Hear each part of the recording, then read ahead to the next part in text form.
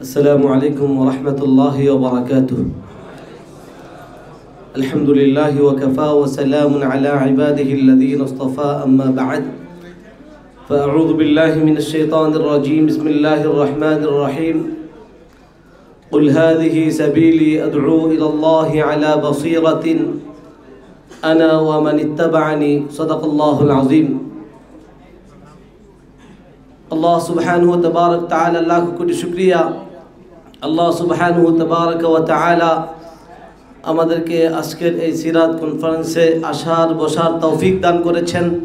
এই জন্য আমরা সকলেই আল্লাহকে রাজি করার জন্য, আল্লাহকে খুশি করার জন্য মন থেকে তার শুকরিয়া আদায় করি। আলহামদুলিল্লাহ। সম্মানিত হাজিরিন,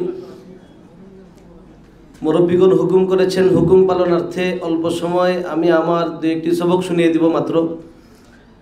আপনাদেরকে দেখে খুবই ভালো লাগছে যে আপনারা প্রত্যেকেই নবী আলাইহিস সালাতু ওয়াস সালামের প্রেমিক, রাসূল সাল্লাল্লাহু আলাইহি ওয়াসাল্লামের আদর্শে আদর্শবান হওয়ার জন্যই আমরা এখানে নবীজির সিরাতের নামের উসিলা এখানে এসেছি, তাই না ভাই? রাসূলুল্লাহ সাল্লাল্লাহু আলাইহি ওয়াসাল্লামের একটি অন্যতম দাওয়াতের, নবী আলাইহিস সালামের সিরাতের বড় একটা অধ্যায় হলো যে রাসূলুল্লাহ, আমাকে যে বিষয় বলা হয়েছে নবীজির মক্কি জীবনের সবর, ওনাকে সবরটা করতে হয়েছে কি কারণে, কি উদ্দেশ্যে? উদ্দেশ্যটা ছিল দাওয়াত। ওনার উপরে যে জুলুম নির্যাতন এসছে, সেই জুলুমের কারণে ওনাকে ধৈর্য ধারণ করতে হয়েছে। তো জুলুম নির্যাতনের আসার কারণটা কি? আর সেই কারণটা ছিল দাওয়াত। আর দাওয়াতটা কাদেরকে দাওয়াত? অবশ্যই অমুসলিমদেরকে দাওয়াত, কাফের মুশরিকদেরকে দাওয়াত। আল্লাহ সুবহানাহু ওয়া তাআলা কুরআনুল হাকীমের মধ্যে বলেন, কুল ইন কুনতুম তুহিব্বুনাল্লাহ ফাত্তাবিউনি ইউহিব্বুকুমুল্লাহ। হে রাসূল সাল্লাল্লাহু আলাইহি ওয়াসাল্লাম, আপনি মানুষকে বলে দিন, কুল ইন কুনতুম তুহিব্বুনাল্লাহ, যদি তোমরা আল্লাহকে ভালোবাসতে চাও, ফাত্তাবিউনি, তাহলে তোমরা আমার অনুসরণ করো, ইউহিব্বুকুমুল্লাহ, আল্লাহ তোমাদেরকে ভালোবাসবেন। নবীজির অনুসরণের মধ্যে অনেক কাজের একটা দিক হলো দাওয়াত। আমি আপনাদের সামনে, অনেক মুরব্বীরা আছেন, ওনারা কথা বলবেন। আমাকে নির্ধারিত বিষয়ের উপরে আমি আমার সংক্ষিপ্ত সময়ে সবক শোনাবো। আমি একজন তালিবুল ইলম হিসাবে, একজন ছাত্র হিসাবে আমি আমার সবক যেহেতু আপনাদেরকে শোনাচ্ছি, এর জন্য আমার সবক শোনানোর সুবিধাতে একটা প্রশ্ন করতে চাই, জিজ্ঞাসা করতে চাই। বলুন তো, নবীজির পথ, নবীজি যে সবর করেছেন, ধৈর্য ধারণ করেছেন, তো কোন পথে চলতে, উনার কোন পথে চলতে উনি ধৈর্য ধারণ করতে হয়েছে? তো নবীজির পথটা কোনটা, নবীজির রাস্তা কোনটা, নবীজির তরিকা কোনটা? জি, সিরাতে মুস্তাকিম। জি, আরো দুইজন বলেন। সিরাতে মুস্তাকিম, দাওয়াত, আরো দুইজন, তাকওয়া, তাওহীদ। মাশাআল্লাহ, অনেকেই বলেছেন, সবগুলি তো আর এক উত্তর হতে পারে না। চলুন কোরআনকে জিজ্ঞাসা করি, কোরআন কি বলে। পৃথিবীতে একটি ধর্মীয় গ্রন্থ আছে যে কথা বলতে পারে, সেটা হলো পবিত্র আল কোরআন। তাকে যে কোনো প্রশ্ন করবো সে উত্তর দেবে। কোরআনে যদি পরিচয় জিজ্ঞাসা করে আছে, কোরআন বলে তোমার নাম কি, তাহলে কোরআন বলে বাল হুয়া কুরআনুম মাজিদ, আমার নাম হলো কোরআনে মাজিদ। যদি কোরআনকে জিজ্ঞাসা করে আছে, বলো তোমার বাড়ি কোথায়, বলে ফি লাওহে মাহফুজ, আমার বাড়ি হলো লৌহে মাহফুজে। বলে কেন আসছো, বলে হুদাল লিন্নাস, সকল মানুষের হেদায়েতের জন্য আসছি। কবে আসছো? শাহরু রমাদান, রমজান মাসে এসছি। এরকম কোরআনকে আমরা যে কোনো প্রশ্ন করব, যে কোনো জিজ্ঞাসা করব, কোরআন উত্তর দেবে। আমি আপনাদেরকে একটা জিজ্ঞাসা করেছি, কয়েকটা উত্তর এসছে। চলুন আমরা এই প্রশ্নটা কোরআনকে করি, কোরআন কি বলে। যে কোরআন তুমি বলো নবীজির পথ কোনটা, নবীজির রাস্তা কোনটা, নবীজির তরিকা কোনটা। তাহলে কোরআন বলে কুল। এই কথা কে বলছেন? কাকে বলছেন?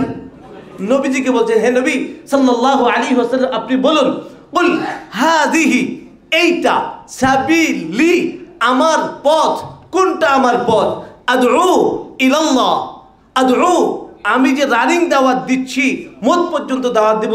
উস্তাদগণ আছেন, আমরা যারা মাদ্রাসার শিক্ষার্থী ভাইরা আছে, আমরা জানি আদউ ফেলে মুদারের ওয়াহিদ মুতাকাল্লিমের সিগা। মুদারে হাল ও মুস্তাকবালের অর্থ দেয়, বর্তমান এবং ভবিষ্যতের অর্থ দেয়। তার অর্থ হবে আদউ ইলাল্লাহ, আমি যে রানিং দাওয়াত দিচ্ছি, মত পর্যন্ত দাওয়াত দিব। হাদিহি সাবিলি, এইটা হলো আমার পথ। এবার প্রশ্ন হলো, নবীর যুগে নবী কাদেরকে দাওয়াত দিচ্ছিলেন? আমি আমার সবক শোনাচ্ছি আপনাদেরকে, আপনারা আমার সবকটা শুনতে পারছেন কি পারছেন না বুঝবো কিভাবে? আমার প্রশ্নের উত্তর যদি বলে যে হ্যাঁ সবক হচ্ছে, তাহলে উত্তর বলবো যে হ্যাঁ আমি শুনতে পারছি, নাহলে এক কথা বারবার বলতে হবে। একটু কষ্ট করে উত্তর বলবো আমরা। যে নবীর যুগে নবীজি কাদেরকে দাওয়াত দিচ্ছিলেন? কাফের মুশরিক অমুসলিমদের দাওয়াত দিচ্ছেন। আল্লাহ বলছেন কুল, হে নবী সাল্লাল্লাহু আলাইহি ওয়াসাল্লাম বলুন এইটা আমার পথ। কোনটা? আদউ ইলাল্লাহ, আমি যে কাফের মুশরিক অমুসলিমকে দাওয়াত দিচ্ছি এইটা আমার পথ। আমি কাফের মুশরিক অমুসলিমকে দাওয়াত দিচ্ছি না বুঝে নয়, আলা বাসীরাতিন আই আলা ইয়াকিনিন, আমি বুঝে শুনে কাফের মুশরিককে দাওয়াত দিচ্ছি। আনা, এই অমুসলিমদেরকে দাওয়াত দেওয়া, হিন্দু খ্রিস্টান বৌদ্ধ কাফের মুশরিককে দাওয়াত দেওয়া, আনা, এই কাজটা আমার কাজ। ওয়া, এবং মান, যে ইত্তাবা, অনুসরণ করেন, নি, আমার, এই কাফের মুশরিককে দাওয়াত দেওয়া এটা আমার কাজ, আর যে আমার অনুসরণ করবে তাদেরও কাজ। সম্মানিত হাজিরিন, এই নবী আলাইহিস সালাতু ওয়াস সালামের জীবনে ওনার ধৈর্যের মূল কারণ ছিল এই দাওয়াত। কাফের মুশরিককে দাওয়াত দিতে গিয়েই হযরত মাওলানা আরিফ বিন হাবিব সাহেব বলে গিয়েছেন, আমি সেই প্রসঙ্গটা আর না এনে, যে উনি নবী আলাইহিস সালাতু এই কাফের মুশরিককে দাওয়াত দিতে গিয়েই ওনার উপরে এই জুলুম আসছে, ওনার উপরে নির্যাতন আসছে, ওনাকে পাথরে আঘাত করা হয়েছে। নবী আলাইহিস সালাতু ওয়াস সালামকে তাকে এই দাওয়াত দিতে, অমুসলিমদেরকে দাওয়াত দিতে গিয়ে কাফেরদের পাগল বলা সহ্য করতে হয়েছে। শুধু ওনার নয়, ওনার সাহাবীদেরকেও বিভিন্ন ধরনের নির্যাতন সহ্য করতে হয়েছে। তবে এই শুধু আমরা এই জীবনের শুধু তারা যেমন করবে, আনা ওয়া মানিত্তাবা আনি, এটা আমার কাজ, আর যারা আমার অনুসরণ করবে তাদেরও কাজ। এই কাজটা যারা করবে নবীজির অনুসারী হয়ে, তাদেরও এরকম বিভিন্ন জুলুম নির্যাতন আসতে পারে। তাদেরকেও নবী আলাইহিস সালাতু ওয়াস সালাম যেভাবে সহ্য করেছিলেন আমাদেরকেও সেভাবে সহ্য করতে হবে। সম্মানিত হাজিরিন, নবী আলাইহিস সালাতু ওয়াস সালামের এই একটা অংশ, যেই কারণে ওনার নির্যাতন সহ্য করতে হয়েছে, পুরো জীবন আমরা পড়ি। সে কাফের মুশরিক এখন আমাদের যুগে আমাদের দেশে আছে না নাই? হিন্দু খ্রিস্টান বৌদ্ধ যারা অমুসলিম তারা আছে না নাই? এখন নবীজির অনুসারী হয়ে আমরা এই কাফের মুশরিক অমুসলিমদেরকে ইসলামের দাওয়াত দিচ্ছি। আচ্ছা, একটা প্রশ্ন বলুন তো, এই অমুসলিমদেরকে দাওয়াত দেওয়া কিওয়ালা কাজ? একটু জোরে বলি, কিওয়ালা কাজ? আমি একটু সংযোগ করতে চাই আপনাদের সাথে। অমুসলিমদেরকে দাওয়াত দেওয়া আম্বিয়াওয়ালা কাজ। কিওয়ালা কাজ? আল উলামা ওয়ারাসাতুন নাবিনা ওয়ারাসাতুল আম্বিয়া। এক নবীর ওয়ারিস না সব নবীর ওয়ারিস। এই অমুসলিমদেরকে দাওয়াত দেওয়া আম্বিয়াওয়ালা কাজ, সকল নবীদের কাজ। ইব্রাহিম আলাইহিস সালাতু ওয়াস সালাম উনি একজন নবী ছিলেন। এই নবী উনি তাদেরকে দাওয়াত দিয়েছিলেন, তারা মুসলিম ছিল না অমুসলিম ছিল? ওনার আব্বা মূর্তি বানাতেন, মুসলিম ছিল না অমুসলিম ছিল? নূহ আলাইহিস সালাম যাদেরকে দাওয়াত দিয়েছিলেন তারা মুসলিম ছিল না অমুসলিম ছিল? মুসা আলাইহিস সালাম ফেরাউনকে দাওয়াত দিয়েছিলেন, ও মুসলিম ছিল না অমুসলিম ছিল? মুহাম্মদ রাসূলুল্লাহ সাল্লাল্লাহু আলাইহি ওয়াসাল্লাম আবু বকর সিদ্দিক রাদিয়াল্লাহু তাআলা আনহুকে দাওয়াত দিয়েছিলেন। উনি রাদিয়াল্লাহু তাআলা আনহু হওয়ার আগ পর্যন্ত তিনি কি মক্কি জীবনে যখন তিনি দাওয়াত দিয়েছিলেন তিনি কি মুসলিম ছিলেন? নবীজির দাওয়াত পেয়েই মুসলমান হলেন, আর মুসলমান হওয়ার পরই রাদিয়াল্লাহু তাআলা আনহু হলেন। ওসমান রাদিয়াল্লাহু তাআলা আনহু, আলী রাদিয়াল্লাহু তাআলা আনহু, সকল সাহাবায়ে কেরাম নবীজির দাওয়াত পেয়ে মুসলমান হয়েছেন। নবীজির জীবনের বড় অংশ, নবীজির মক্কি জীবনে এই কাফের মুশরিককে দাওয়াত দিতে গিয়েই ওনাকে এত জুলুম সহ্য করতে হয়েছে। শুধু ওনাকে নয়, ওনাকে দেশ পর্যন্ত ত্যাগ করতে হয়েছে। মক্কি যুগে মক্কায় দাওয়াত দিলেন, আশপাশে দাওয়াত দিলেন, চলে গেলেন। এক পর্যায়ে অতিষ্ঠ হয়ে ভাবলেন এবার মনে হয় তায়েফে গেলে কাজটা হবে। তায়েফে গেলেন, সেখানে যাওয়ার পরেও তো সে একই অবস্থা। রাসূলুল্লাহ সাল্লাল্লাহু আলাইহি ওয়াসাল্লাম আদরের সাথে মহব্বতের সাথে দাওয়াত দিয়েছেন। ওয়ানদির আশিরাতাকাল আকরাবিন, এই আয়াত নাযিল হওয়ার পরে রাসূলুল্লাহ সাল্লাল্লাহু আলাইহি ওয়াসাল্লাম আলী রাদিয়াল্লাহু তাআলা কে এসে বললেন যে তুমি কিছু আটা নিয়ে আসো এবং ছাগলের গোশত নিয়ে আসো, এটাকে খাবারের ব্যবস্থা করো এবং মক্কার লোকদেরকে আমার আত্মীয় স্বজনকে ডাকো। দাওয়াত দিলেন। প্রথম দিন পুরাপুরি দাওয়াতটা দেওয়ার, খানা খাওয়ানোর পরে বলবেন এমন সময় তিনি আর বলতে পারলেন না। দ্বিতীয় দিন এই দাওয়াতটা পেশ করলেন। হাজিরিন, এই দাওয়াত পেশ করার পরেও রাসূলুল্লাহ সাল্লাল্লাহু আলাইহি ওয়াসাল্লাম যখন হজের মৌসুমে বিভিন্ন গোত্রের মধ্যে দাওয়াত দিচ্ছিলেন, কাদেরকে দাওয়াত দিচ্ছিলেন? হজের মধ্যে বিভিন্ন লোকগুলি যে আসতো, মদিনায় যাওয়ার প্রেক্ষাপটটা তৈরি হলো কোন জায়গা থেকে? কাদেরকে দাওয়াত দিতে গিয়ে? যখন মিনার মাঠে বিভিন্ন জায়গায় মক্কা শরীফে বিভিন্ন গোত্রে বিভিন্ন তাবুতে গিয়ে দিয়ে দাওয়াত দিলেন। আর দাওয়াত দিলেও তারা অমুসলিম, এই অমুসলিমদেরকে দাওয়াত দেওয়ার পরে যারা মদিনার থেকে যারা কিছু লোক এসেছিলেন তাদেরকে দাওয়াত দেওয়ার পরে কিছু মুসলমান হলেন, প্রথমে 6 জন, এরপর আবার গেলেন, আবার কিছু জন আসলেন, এরপরে তো মদিনা যাওয়ার প্রেক্ষাপট হলো। সম্মানিত হাজিরিন, এই নবী আলাইহিস সালাতু ওয়াস সালামের এই দাওয়াত, কাফের মুশরিককে দাওয়াত, হিন্দু খ্রিস্টানদেরকে দাওয়াত, সেই দাওয়াতের যে নবীজির জীবনী আমরা পড়বো শুনবো, কিন্তু এর আমার জীবনে কতটুকু বাস্তবায়ন করছি? নবীজি নির্যাতিত হয়েছেন, সাহাবায়ে কেরাম যে নির্যাতিত হয়েছেন, তো আমরা শুধু এই কাহিনী এই গল্প শোনার মধ্যে শেষ রাখবো না আমার জীবনে বাস্তবায়ন করব? এই জন্য আমরা অমুসলিম ভাইদেরকে দাওয়াত দিতে রাজি আছি ইনশাআল্লাহ। কে কে তৈরি আছে ইনশাআল্লাহ? আরেকটি প্রশ্ন, হুজুর আপনি তো অমুসলিমদেরকে দাওয়াত দিতে বললেন, আমরা তো মুসলমানই ঠিক হয়নি, আমরা তো হিন্দু মার্কা মুসলমান, আমরা তো খ্রিস্টান মার্কা মুসলমান, আমরা যদি ঠিক হয়ে যাই, আমাদের আখলাক চরিত্র যদি সুন্দর হয়ে যায়, তো আমাদের দেখা দেখি তো মুসলিমরা মুসলমান হয়ে যাবে। এই জন্য আগে আমাদের ঠিক হওয়া দরকার, তারপরে অমুসলিমদেরকে দাওয়াত দেওয়া দরকার। কি বলেন, ঠিক না বেঠিক? যদি বলেন ঠিক না বেঠিক? শতভাগ বেঠিক কথা। আপনারা যেটা ঠিক বলেছেন এর সাথে একটা বে লাগাতে হবে, কারণ আল্লাহ নবী সাল্লাল্লাহু আলাইহি ওয়াসাল্লাম বলেছেন, খায়রুল কুরুনি করনি সুম্মা আল্লাযীনা ইয়ালুনহুম সুম্মা আল্লাযীনা ইয়ালুনহুম, সর্বোত্তম যুগ আমার যুগ, এরপরে যুগ, এরপরে যুগ। এবার ইতিহাস যদি আমরা দেখি, দিন দিন মুসলমানদের অবস্থা আগে থেকে ভালো হয়েছে না খারাপ হচ্ছে? আমরা যদি এই কথা মনে করি আগে আমরা ঠিক হব তারপরে অমুসলিমদেরকে দাওয়াত দিব, এমন চলে আসবে আমার আপনার ঠিক হওয়া হবে না, অমুসলিমদেরকে দাওয়াত দেওয়া হবে না। তাহলে কি করতে হবে? যে আমার আপনার ঠিক হওয়ার জন্য মেহনত চেষ্টা চালাতে হবে, আর সাথে সাথে অমুসলিমদেরকেও দাওয়াত দিতে হবে। সম্মানিত হাজিরিন, নবীজি সাল্লাল্লাহু আলাইহি ওয়াসাল্লামের জীবনের বড় একটা অধ্যায় হলো কাফের মুশরিককে দাওয়াত দেওয়া, কিন্তু সেই অধ্যায়টা আমরা আজকে ভুলেই গিয়েছি। আমি আরেকটা প্রশ্ন করছি, বলুন তো, আমার বিষয়ের প্রাসঙ্গিক হয়ে যাচ্ছে কিন্তু আমি মাফ করবেন, যে নবীজির নির্যাতনের যে বিষয়টার কারণে নবীজি নির্যাতন হয়েছেন, আজকে সেই বিষয়টা নির্যাতিত। নবীজি যে বিষয়ে দাওয়াতের জন্য নির্যাতন হয়েছেন, আজকে সেই দাওয়াতটাও নির্যাতিত। আজকে দাওয়াতটাও আমরা দাওয়াত সম্পর্কে অমুসলিমদেরকে দাওয়াত দেওয়াটাও ভয় পাই, কারণ মনে করি যে অমুসলিমদেরকে দাওয়াতের কি জানি হয়ে যায়। আমাদেরকে মানুষ জিজ্ঞাসা করে, হুজুর আপনি যে অমুসলিমদেরকে দাওয়াত দেন, রাষ্ট্রীয় কোনো সমস্যা নাই তো? বাংলাদেশ সংবিধানের 41 কয়ের একের ধারা আছে, প্রত্যেক নাগরিক তার নিজ নিজ ধর্ম প্রচার করতে পারবে। আমরা এই দেশের নাগরিক, তার ধর্ম পরিবর্তন করতে পারবে। আমরা এই দেশের নাগরিক, আমাদের নাগরিক অধিকার হলো আমরা আমাদের ধর্ম প্রচার করতে পারবো, আমাদের ধর্মে দাওয়াত দিতে পারবো। যে দাওয়াত দেওয়ার কারণেই তো আজকে খ্রিস্টানরা পার্বত্য উপজাতির লোকগুলিকে খ্রিস্টান বানাতে পারলো। আজকে অমুসলিমদের মুসলমানদেরকে দাওয়াত দিয়ে খ্রিস্টান বানাচ্ছে। তারা দাওয়াত দিতে পারে, আমরা দাওয়াত দিতে গেলেই ভয় হয়ে যায়। সম্মানিত হাজিরিন, আমি আরেকটা প্রশ্ন করে আমি শেষের দিকে যাব। বলুন তো, অমুসলিমদেরকে দাওয়াত দেওয়ার শরীয়তের বিধানটা কি? আমরা টুপি পরেছি, এত একটি বিধান আছে তাই না? এই টুপি পরার বিধান কি শরীয়তে? সুন্নত। আমরা খাবার সময় দস্তরখানে বিচার বিধান কি?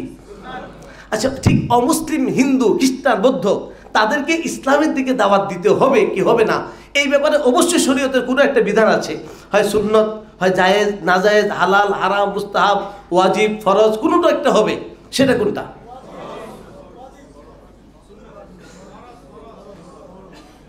ইখতিলাফ হয়ে গেল, ওয়াজিব, সুন্নত, ফরজ।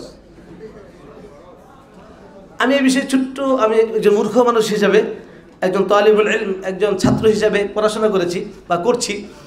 আমার কাছে যে তথ্য এই পর্যন্ত আছে, আমার কাছে দারুল উলুম দেওবন্দের ফতোয়া সহ বাংলাদেশের শীর্ষ ফতোয়া বিভাগের ফতোয়াগুলি সহ আমার কাছে যে ফতোয়াগুলি আমি সংগ্রহ করেছি, অধিকাংশ বা সবাই এই ব্যাপারে একমত হয়েছে, বলেছেন যে অমুসলিমদেরকে দাওয়াত দেওয়া শরীয়তের বিধান হলো ফরজে কিফায়া।